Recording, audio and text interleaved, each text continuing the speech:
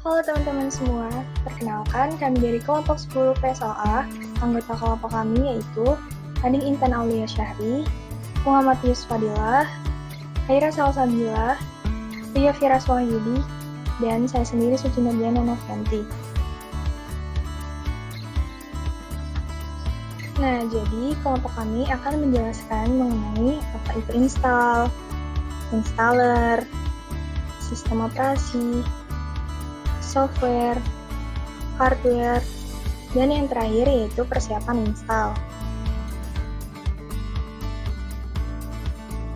Nah, yang pertama mengenai install. Apa sih itu install? Install adalah memasang program atau perangkat lunak ke dalam komputer. Nah, install juga berfungsi untuk menyesuaikan program dengan alat-alat yang terpasang pada komputer. Yang selanjutnya yaitu installer. Installer adalah kumpulan file yang digunakan untuk menginstal software di komputer. Installer harus dijalankan terlebih dahulu untuk menggunakan suatu software. Nah, data terkompresi akan dibongkar oleh installer dan informasi baru akan ditulis ke hard drive. Sistem operasi adalah perangkat lunak komputer yang bertugas untuk melakukan kontrol dan manajemen perangkat keras, serta operasi dasar sistem, termasuk menjalankan software aplikasi seperti program pengolah data yang bisa digunakan untuk mempermudah kegiatan manusia. Sistem operasi melakukan semua perintah penting dalam komputer dan menjamin aplikasi yang berbeda dapat berjalan secara bersamaan. Nah, sistem operasi akan mengatur jadwal dan memori pada komputer agar semua aplikasi yang berjalan dapat menggunakan CPU tanpa mengganggu satu sama lain. Jika tidak ada sistem operasi pada komputer, maka tidak akan ada yang mengatur jadwal serta memori pada komputer, dan tidak memungkinkannya menjalankan lebih dari satu aplikasi secara bersamaan, karena aplikasi-aplikasi tersebut nantinya akan saling berebut CPU. Selanjutnya yaitu ada jenis-jenis dan macam-macam sistem operasi. Jenis sistem operasi yang pertama yaitu sistem operasi standalone, yang kedua sistem operasi embedded, dan yang ketiga sistem operasi live CD. Macam-macam sistem operasi contohnya seperti Unix, Microsoft DOS, Windows, Linux, Mac OS, Amiga OS, BeOS, Sun Solaris OS, dan Chrome OS. Nah, lalu bagaimana caranya kita dapat membedakan sistem operasi? Jadi, kita dapat membedakan sistem operasi berdasarkan open atau closed source-nya.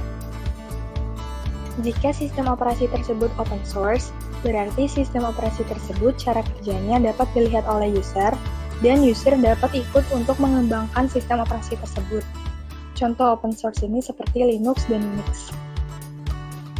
Jika sistem operasi tersebut closed source, berarti sistem operasi tersebut cara kerjanya tidak dapat dilihat oleh user dan user. Lalu selanjutnya apa itu software? Software adalah perangkat lunak atau istilah yang digunakan untuk data yang telah diformat dan disimpan ke dalam media penyimpanan dalam bentuk digital. Nah, contoh software ini seperti Microsoft Office, Photoshop, dan lain-lain. Sedangkan hardware adalah komponen perangkat keras yang terdapat pada suatu perangkat komputer. Fungsi hardware sendiri adalah sebagai media pengolah data yang diinput oleh operator.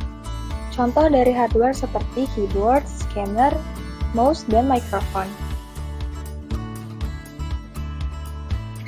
Hardware membutuhkan software untuk memanajemen sekaligus memberikan nilai fungsionalitas pada perangkat komputer. Sebaliknya, software. Nah, sebelum masuk ke proses install dan persiapan install, sebenarnya dual boot itu apa sih? Jadi, dual boot adalah kondisi di mana dalam satu buah komputer terdapat lebih dari satu sistem operasi.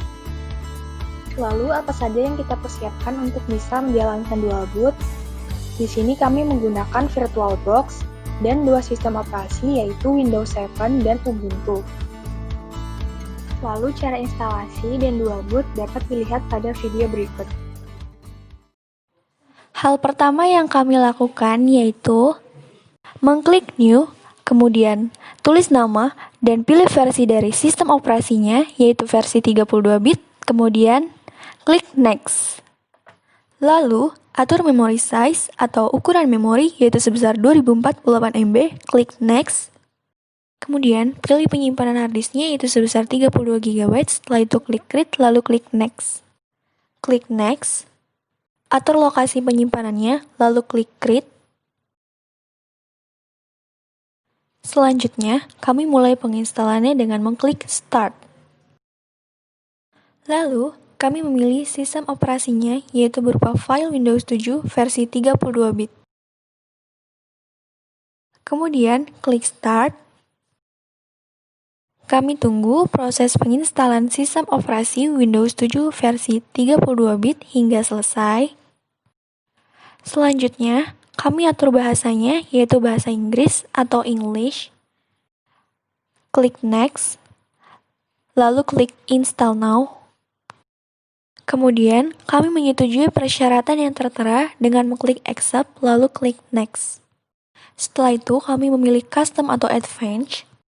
Di sini, kami akan mempartisi harddisk untuk penyimpanan sistem operasi, lalu kami klik New.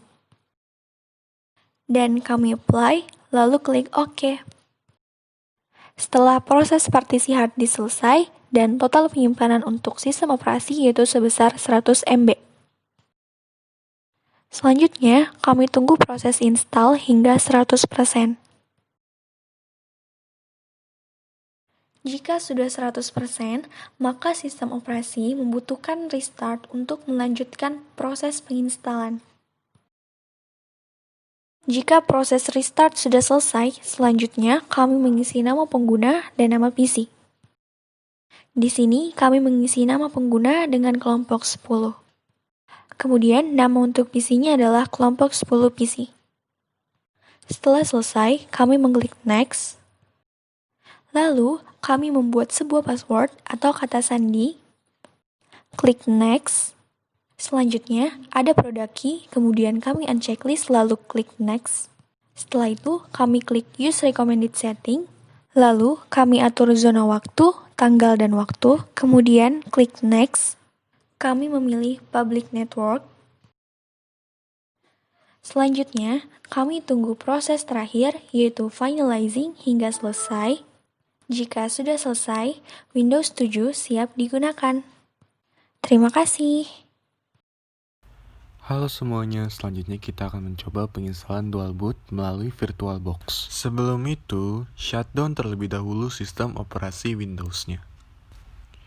Lalu, buka setting di halaman Ubuntu, kemudian pilih sistem dan prosesor, dan centang enable PAA/NX, setelah itu tekan OK. Kemudian, ke storage, dan ganti file Windows-nya dengan Ubuntu.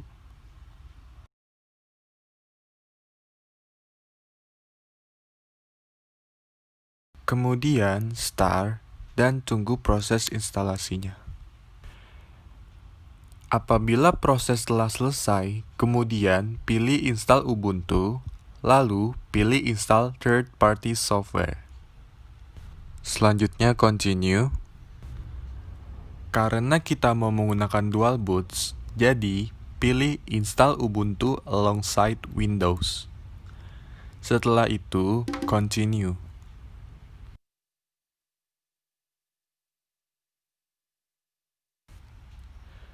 Selanjutnya, pilih negara atau kota dari mana kita berasal dan pilih keyboard yang mau kita gunakan. Setelah itu, continue. Kemudian, kita masukkan data diri seperti nama, username, dan password. Lalu, tekan continue. Tunggu sampai proses install selesai. Jika telah selesai, lalu restart. Setelah proses restart selesai, pastikan pilih Ubuntu dan tekan Enter. Lalu, tunggu hingga beberapa waktu. Apabila telah selesai, masukkan username dan password kita yang tadi dibuat. Nah, sekarang Ubuntu siap dijalankan, guys. Apabila kalian ingin kembali ke sistem operasi Windows yang sebelumnya, kalian harus shutdown terlebih dahulu pada Ubuntu.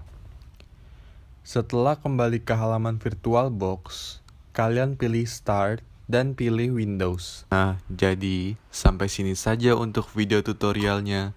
Semoga bermanfaat.